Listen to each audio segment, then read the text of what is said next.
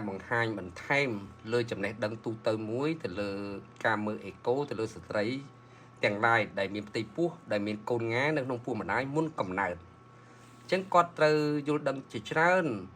cam mơ eco dương mình làm bay mưa sốc cặp hiệp riêng cài này hàng cài này đại chương con phần tì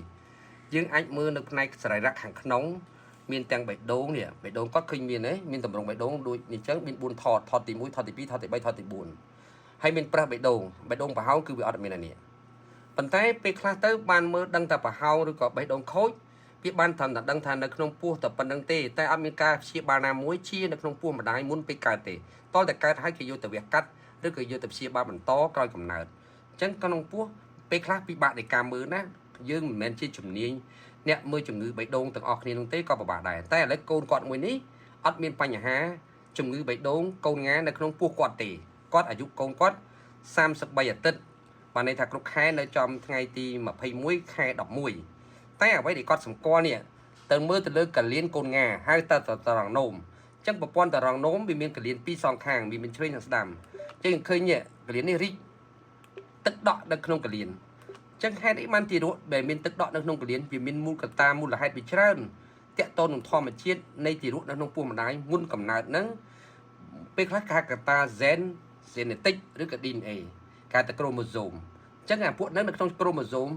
tí đọc bằng bảy đại cả Evac syndrome đại phước ở miền polycystic หรือก็អាចធ្វើឲ្យមានកលៀនមិនប្រកបដីប៉ុន្តែយើងមិនអាចបកស្រាយតាមថាឃើញរូបភាពតើវាជា Evac syndrome ឬក៏ Pato syndrome ឬក៏18 13នោះទេទោះតែគាត់បូមទឹកភ្លោះឬក៏បូមឈាមម្ដាយការធ្វើនីតិឬធ្វើអាម៉ាញ៉ូសង់ទីម៉ាស៊ីនឹងបានដឹងបានតែយើងគ្រាន់តែបកស្រាយទៅលើរូបភាពអេកូគ្រាន់បញ្ជាក់ថាកលៀននឹងមានទឹកដក់នៅក្នុងកលៀនអញ្ចឹងដើម្បីវែកញែកថាកលៀនហ្នឹងដល់ការចេញមកបុគ្គលកូននឹងវិជាឬមិនជានោះអាស្រ័យទៅលើម្ដាយយកទីរੂក្រោយកំណើតដែលកើតចេញមកបានមួយអាទិត្យឬក៏មួយខែឬក៏មួយខែកន្លះឬក៏ពីរខែយកមកពិនិត្យអេកូសាជាថ្មីម្ដងទៀតជាមួយនឹងគ្រូពេទ្យជំនាញផ្នែកកុមារអេកូហើយទៅលើផ្នែកប្រព័ន្ធតម្រង់នោមដើម្បីវាតម្លៃថាតើកលៀនដែលយើងមើលឃើញរីកនៅក្នុងពោះម្ដាយហ្នឹងអាចបាត់ត្រឡប់ទៅវិញអត់បើសិនជាកូនហ្នឹងបាត់ត្រឡប់ទៅវិញអានឹងយើងគិតថាកលៀនកូនហ្នឹងវាអាចអត់ទាន់មានការលូតលាស់ល្អនៃបំពង់បង្ហូរទឹកនោមពីតម្រង់នោមមកផ្លោកនោមអានឹងការតម្រង់នោមចុះផ្លោកនោមនេះណាផ្លោកនោមកូនណានេះខ្មៅអ៊ូនេះគឺខ្មៅនោមនៅផ្នែកខាងក្រោមលើថ្ងាសរបស់ទីរੂអានឹងគេហៅថា VC ឬ bladder ហ្នឹងបាទហើយដល់ពេលកលៀនគេហៅ kidney ឬក៏រាងហ្នឹងអញ្ចឹងយើងឃើញនេះកលៀនមួយខាងទៀតនៅផ្នែកខាងឆ្វេងអត់រីកទេរីកតែខែផ្នែកខាងស្ដាំទេនៅរីកខាងស្ដាំធំអញ្ចឹងទីរੂកូនគាត់នេះ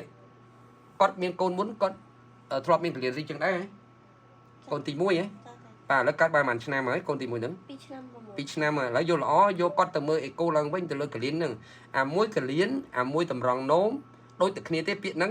អាមួយផ្លោកនោមអាមួយរុននោមហូរតាមតួនេះលឹងមិនថាប្រុសឬស្រីទេអញ្ចឹងនៅពេលដែលគាត់នោមមកវាប៉ោងចុងលឹងអាហ្នឹងបានន័យថាចិត្តស្បែកទូចនៃតួនាទីរបស់លឹងទេដែលធ្វើឲ្យនោមគាត់រីកប៉ោងដែលយើងមើលឃើញនឹងភ្នែក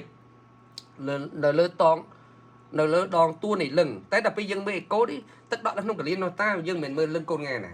បាទអញ្ចឹងខុសគ្នាណាមិនកុំឲ្យច្រឡំទៀតចឹងឥឡូវកូនទីគាត់ទី2នេះក៏មានទឹកដក់នៅក្នុងកលៀនដូចកូនលើកទី1ដែរ